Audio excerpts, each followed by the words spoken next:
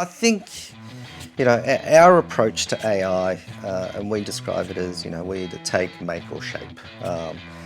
Taking AI capabilities could be something that we, purchase readily available and bring into the organisation. Sinan, thank you for joining me. Yeah.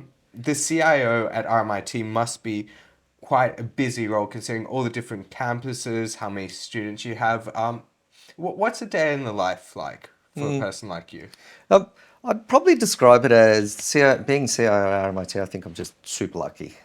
Super lucky because working in a sector that's very much around giving and creating, I guess, and nurturing the minds of the future. So lucky to also be working with super smart people with our academic staff that are around me.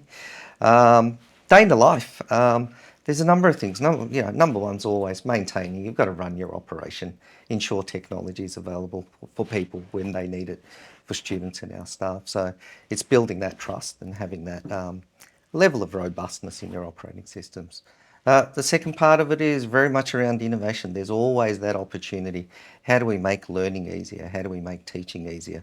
How do we make life for our academic staff and our professional staff easier?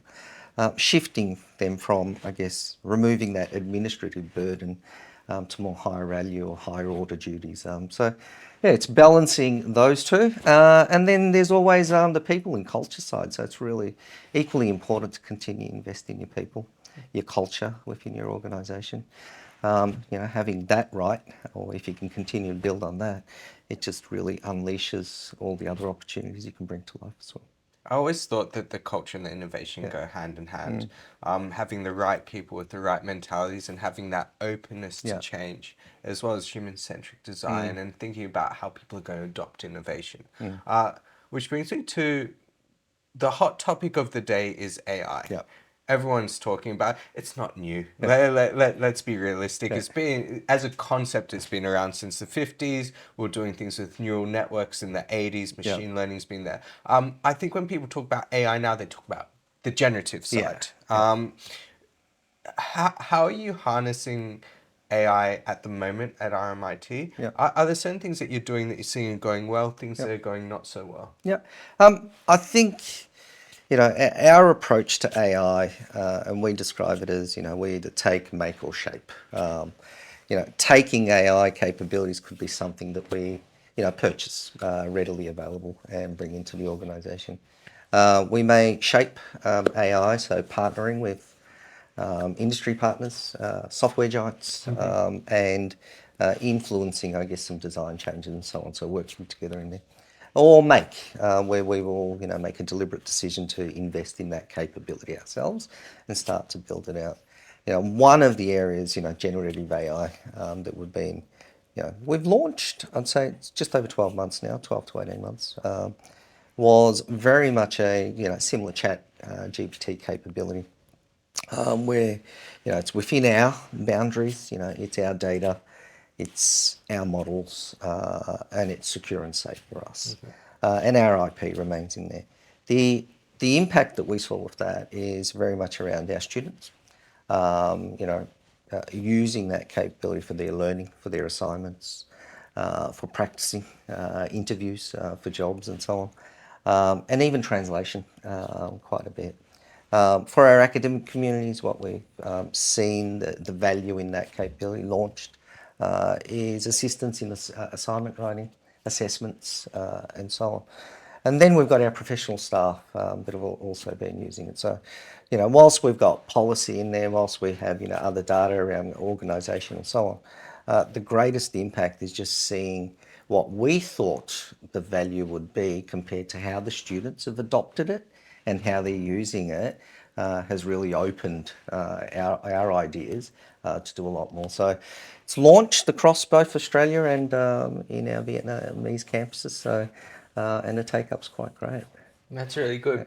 It's so interesting. When I talk to Yep. educators, there was a perception when ChatGPT came out, Yeah. how we stop people from cheating. And when you start to look at the statistics of what students are using it for, it's to understand concepts. I don't understand this concept. Can Yes. you explain it to me Correct. a different way? Can you just proofread my Yeah. assignment? And there were some issues early on around, well, if I give it my assignment, will someone then plagiarize and would score for me? I like that idea of the internalization of it. How complex was it to do? Did you have a lot of choices in models? Did you make a quick decision? Look, it was very much an innovation. I would describe it as, you know, the approach we took when we wanted to embark on this was we brought our research community together, brought out some of our academic communities together, teaching and students.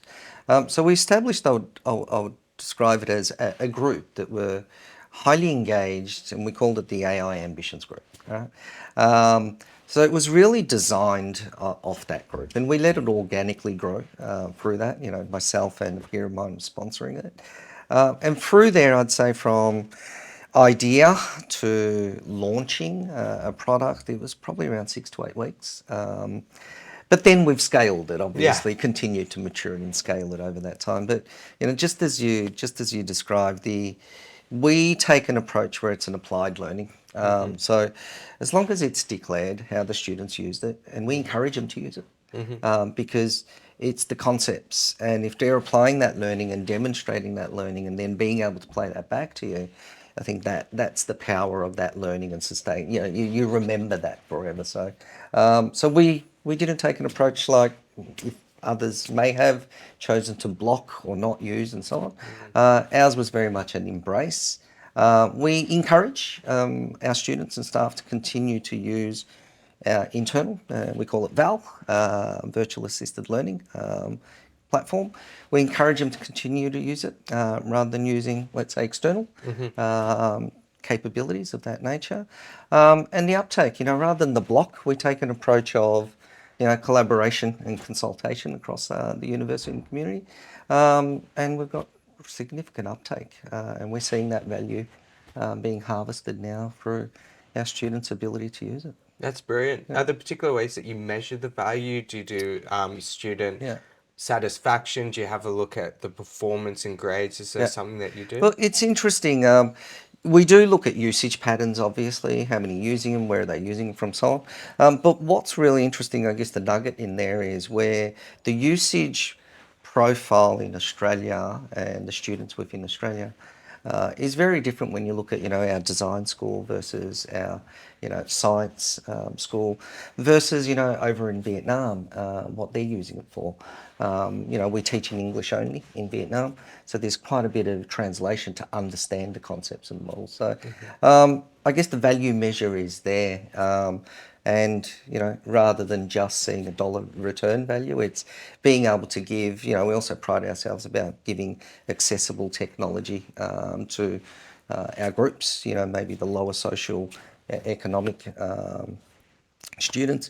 So rather than going and paying a subscription of, you know, 20, 30 odd US dollars for a chat GPT, you've got GPT-40 and running and operating, and it's a service that the university is providing you. So there's also flip. It's not always about the money, it's about the value and the learning that you're getting out. Yeah, that enablement of students is very powerful, especially people that might not be able to afford to have their own models and meet limits and that sort of thing.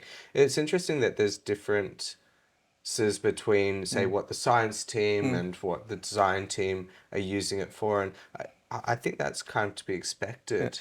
It's that cross-discipline. So it's really, you know, learning, and it brings different communities together as well, because that cross-discipline learning. And again, if you take one of our, you know, we've got PolyChat, we've got, you know, the lecture chat, we've got, you know, other type models, but it's being able to sit there and looking at it from a different lens. You may be applying for a particular job, so you can set up an interview, a mock interview. You can have different personas as well. And even the language models, you can ask the question or interact with it and have 3 different language models give you 3 different answers, structured in a different way, that you can then choose which is best fit for you. So it's very interesting. That's cool. You said 6 to 8 weeks for like a proof of concept. A lot of the issues that people have is then scaling. So how tricky was it to scale across? So 6 to 8 weeks proof of concept. All right, pilot's proof of concept, I guess. Scaling it, I'd say, was probably then at least another 3 to 6 months. And That's we actually pretty continued, impressive. and we're still continuing to build it out. So Yeah. it was impressive. I guess this was a first, and I'll describe it as a first because it was a group of like-minded individuals that came together that weren't restricted with what they could and could not do. And it worked. And it's something that I'd like to do a lot more of within the university.